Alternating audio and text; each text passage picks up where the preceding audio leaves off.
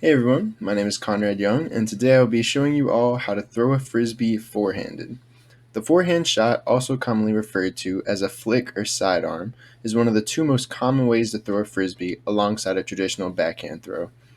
I've been a predominantly forehand player since I started throwing frisbees, and through this video I will show you all the tips and tricks I have learned to help you develop a perfect grip, stance, and throwing motion for your shot. The first is the stack grip.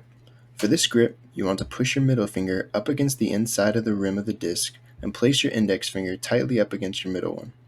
The second grip is the power grip, where you have your middle finger pushed up along the rim like the stack grip, except your index finger is curled up and pressed down on the inside of the rim like the middle finger. Lastly, the fan grip is where you have your middle finger in the same position as the other two. However, your index finger is spread out into a V shape towards the center of the disc. All of these grips are equally effective, so the important thing is that you find the grip that is most comfortable with you when you throw. On the front side of the disc, no matter which grip you are using, it is important that the middle of your thumb lines up about 3/4 of an inch off the side of the disc, or if you have a disc like this, where the rim is see-through, line up the middle of your thumb with the end of the rim. Make sure that the disc is sitting in the web of your hand between your thumb and index finger, and pinch down tight with your thumb to ensure the disc won't slip out of your hand when throwing. Moving on to the second factor in forehand throwing, we have the stance. The stance is very important when throwing a frisbee, just like it is in many other sports, because it sets a good basis for aiming where you want your frisbee to go, and it positions your body in a way that makes it more convenient for you to be able to throw your disc. For beginners, I recommend throwing in a standstill position until you learn to master forehand, so that is the stance that I will be going over in this video. Once you get more advanced, you can start stepping into this stance for more power, but first, it is more important to grasp the basics before adding even more challenges to your throw. To help understand how to position yourself, it's important to understand the flight pattern of a disc when you throw it forehanded. Looking at a picture from flightcharts.dgputtheads.com, you can see that when a right-handed player throws a disc forehanded, the disc fades to the right. Coincidentally, if a left-handed player throws a disc forehanded, the disc will fade to the left. Taking this into account, we can adjust where our body is aimed to account for where we want the disc to go. So looking at the stance, you want to have your feet about a shoulder's width apart, your knees bent, and your back slightly hunched forward towards the ground to help you gain a little more momentum when you're throwing.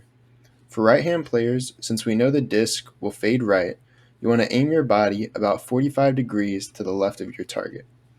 For lefties, the same rule applies, except instead of right, you want to position your body 45 degrees to the right of your target. Now that you've got your stance down, we're going to look at the most important part of the throw, the motion. The throwing motion of a forehand shot differs heavily from a backhand shot because instead of pulling the disc across your chest, you're going to be rotating your forearm at a 90-degree angle from your elbow. Before you go into your throwing motion, there are some important things to note about how your arm and wrist should be positioned.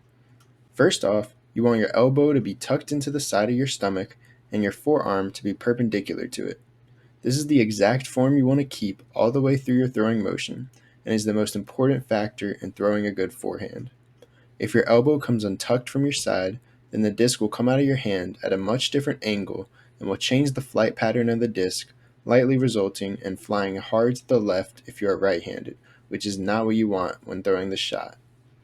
Looking at the wrist, you want to make sure that it is lined up straight with the rest of your forearm, and to add extra distance, start with your wrist cocked back to add more of a flick when throwing. Now that we've covered that, let's get into actual motion. When starting your throw, you want your weight to be on your back foot. While keeping your elbow tucked in, reach back with your forearm, then rotate your hips and arms simultaneously until your shoulders are facing where you're aiming. Make sure that your feet stay planted throughout the throw and that only your hips and upper body are rotating rather than your feet. At the end of your rotation, you want to flick your wrist, releasing the frisbee when your wrist and forearm are even. The timing of your release is what makes the forehand shot so difficult, but if you can master your release time and maintain proper form while throwing, you will quickly be able to add this to your game. Looking back at this video, I showed you all how to add one of the two most iconic frisbee throws to your skill set. I went over the different grips, stance, and the throwing motion that all come together to make a disc fly efficiently and effectively. If you're looking for a good disc to practice throwing forehand, SabadisDiscGolf.com recommends a Discmania MD3 or Discraft Buzz, which I both personally recommend as well. I hope you enjoyed the video, and I wish you all good luck in mastering the art of throwing forehand.